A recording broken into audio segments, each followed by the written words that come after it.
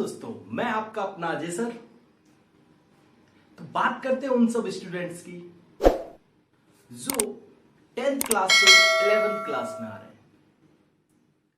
हैं, जिन्होंने कोई सी भी स्ट्रीम ली हो। लाइक किसी ने साइंस ली है तो किसी ने कॉमर्स ली है, किसी ने आर्ट्स स्ट्रीम ली है, बट उन्हें सही भी मालूम नहीं है एग्जैक्टली कि उन्हें करना क्या चाहिए। मेनली प्रॉब्लम यह है कि कुछ स्टूडेंट्स जैसे साइंस लेते हैं, किसी ने कॉमर्स लिया है, उन्हें एग्जैक्टली यही मालूम नहीं कि हमें फ्यूचर में करना क्या है, उस स्ट्रीम का फायदा क्या है। तो थोड़ा सा उनके लिए थोड़ा इंफॉर्मेशन है। मैं मेनली बात करूंगा साइंस स्टूडेंट्स की कि साइंस स्टूडेंट्स को क्या करना चाहिए, किस टाइप से 11th क्लास में हमें पढ़ना चाहिए और कैसे हम अपना स्कोर अच्छा कर सकते हैं। चाहे उसका पास्ट कैसा भी हो, 10th क्लास में उसके मार्क्स ज्यादा हो कम हो कोई मैटर नहीं करता। बहुत सारे स्टूडेंट्स होते हैं 10th क्लास में टॉपर थे, पर वो राइट डायरेक्शन में नहीं जाते हैं। 11th क्लास में यदि वो right direction, right syllabus, right चीजों को नहीं पकड़ेंगे तो उनके मार्क्स कम कम कम कम कम भी हो सकते हैं।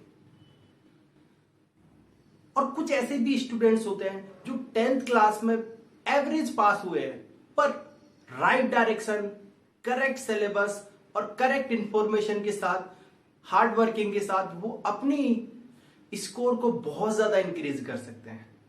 वो डेफिनेटली 12th क्लास के साथ आईआईटी वगैरह में भी सिलेक्शन हो सकता है उनका, अच्छे अच्छे कंपटीशन में फाइट कर सकते हैं, ओलंपियाड में जा सकते हैं। पर मेनली पॉइंट होता है राइट डायरेक्शन।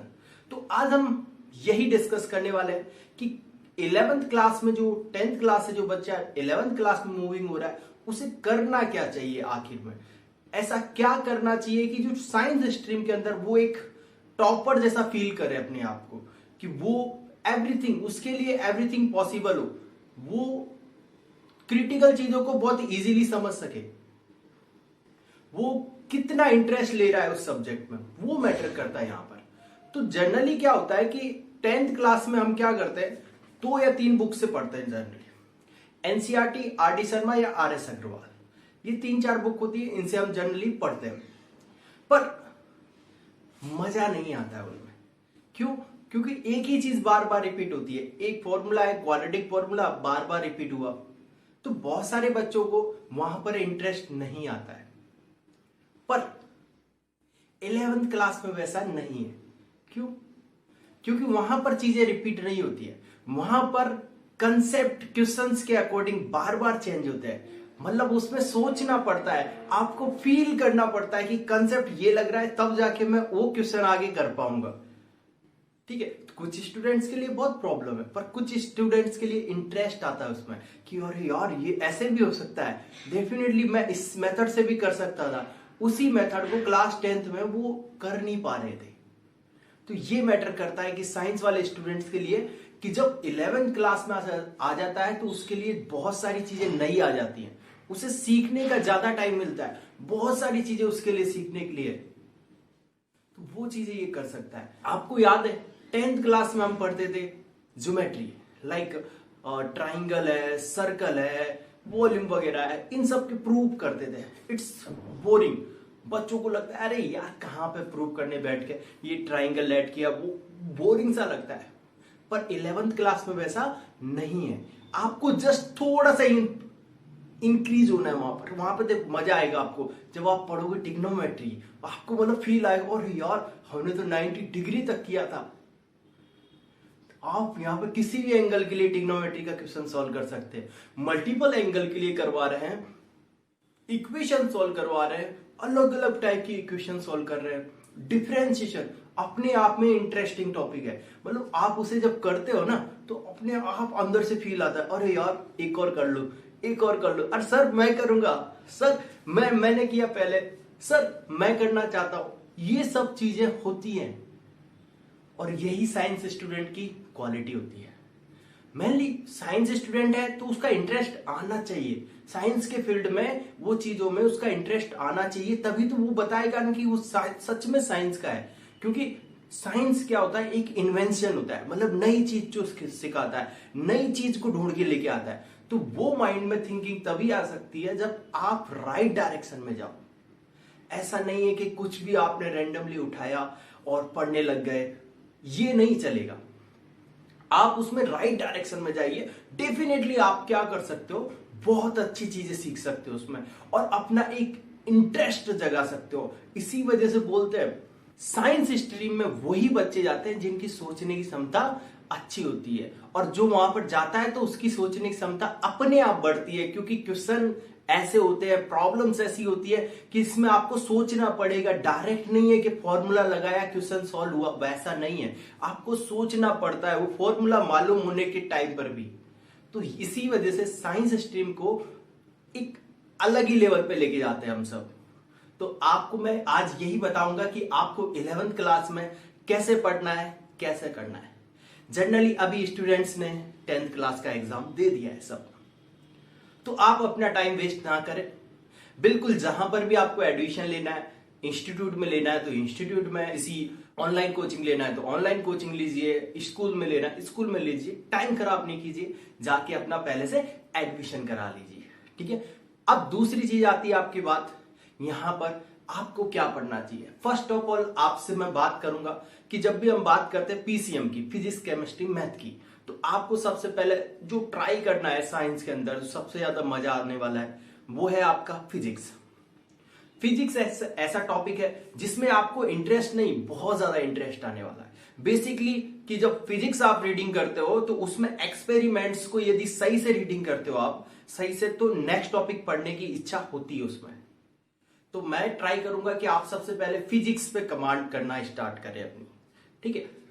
उसमें सबसे पहले NCERT book is a perfect book for you, उसको फॉलो करें बिल्कुल स्टेप बाय स्टेप। उसके डेरिवेशन क्या है, उसका एक्सप्लेनेशन क्या है, उसके एक्सपेरिमेंट करने की कोशिश करें, आप उससे बहुत ज्यादा परफेक्ट होंगे। तो ये रहा आपके फिजिक्स का मैटर। फिर मैं रिकमेंड करूंगा आपको केमिस्ट्री, कि केमिस्ट्री में आपको क्या करना है।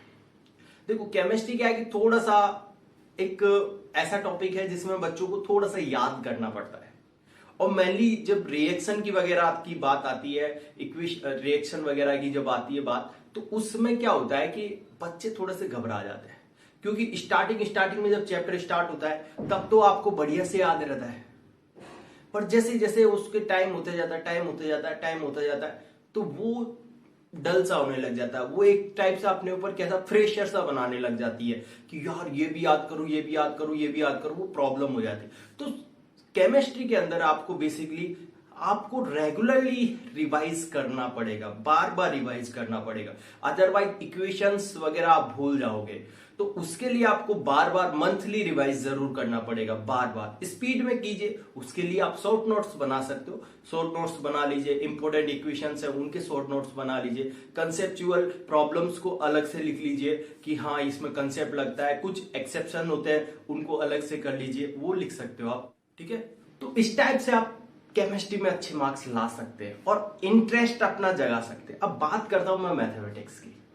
देखो जनरली मैथमेटिक्स तो मेरा ही सब्जेक्ट है, तो मुझे तो ऑब्वियसली मजा आने वाला है, बात की बात है। पर आपको मैं बताता हूं, मैथमेटिक्स में कुछ टॉपिक्स ऐसे होते हैं जो कि बेसिक डिमांड्स होती है, क्योंकि कोई भी चैप्टर करने से पहले यदि आपका उसका बेसिक स्ट्रक्चर ही मालूम नहीं है तो आप डेफिनेटली उसको नहीं कर पाओगे। तो कुछ टॉपिक्स ऐसे होते हैं मैथमेटिक्स साइंस के अंदर, जब हम 11th-12th की बात करते हैं, लाइक इनइक्वालिटी, बेसिक लॉगरिथम, ये दोनों ऐसे टॉपिक्स हैं जिनकी बहुत ज्यादा डिमांड है। आप मैथमेटिक्स का कोई भी टॉपिक उठाइए, कहीं ना कहीं ये टॉपिक्स की डिमांड है ही सही, कोई ना कोई क्वेश्चन में आ ही जाता है कि लॉगरिथम क्या है ये और इनइक्वालिटी क्या है, कहीं ना कहीं अप्लाई हो जाता है। आपको बेसिकली एडिशन, सब्ट्रैक्शन ये तो सबको आता है यार, वो 10th क्लास वाले बच्चों को आता है, पर आपको कुछ चीजें अलग आनी चाहिए, वो चीजें आपको यहां पर आनी चाहिए। तो बेसिक चीजों पे आपको फोकस पहले करना है कि ऐसे टॉपिक्स कहीं भूले नहीं, जैसे कि मॉडुलस फंक्शन आता है कि मॉडुलस फंक्शन को कैसे सॉल्व करते हैं, उसकी प्रॉब्लम्स को कैसे हिट करते हैं, वो चीज यदि आपको मालूम नहीं है तो फिर परेशान हो जाओगे, क्योंकि टॉपिक्स वो तो कहीं पर भी आ सकता है मॉडुलस, ऐसा टॉपिक तो है नहीं वो बेसिक चीज है।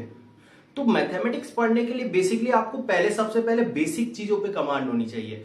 उसमें भी कुछ पर्टिकुलर टॉपिक्स होते हैं, जैसे कि आपको इनइक्वालिटी आना चाहिए, आपको सेट्स आना चाहिए कि कैसे आप सेट्स आंसर्स को रिप्रेजेंट कर सकते हो, इंटरवल्स आना चाहिए, आपको लॉगरिथम आना चाहिए, टिग्नोमेट्री का बेसिक क्लास 10th वाला आना चाहिए। यदि ये चीजें आपको आएंगी तो ऑब्वियसली आपका टॉपिक में इंटरेस्ट जगेगा, क्योंकि वो प्रॉब्लम्स आप खुद फेस कर रहे हो और आप खुद सॉल्व करते जाओगे ना तो और अलग अलग टाइप से बनती जाएंगी। तो आपको छोटे छोटे टॉपिक्स पे फोकस करना चाहिए।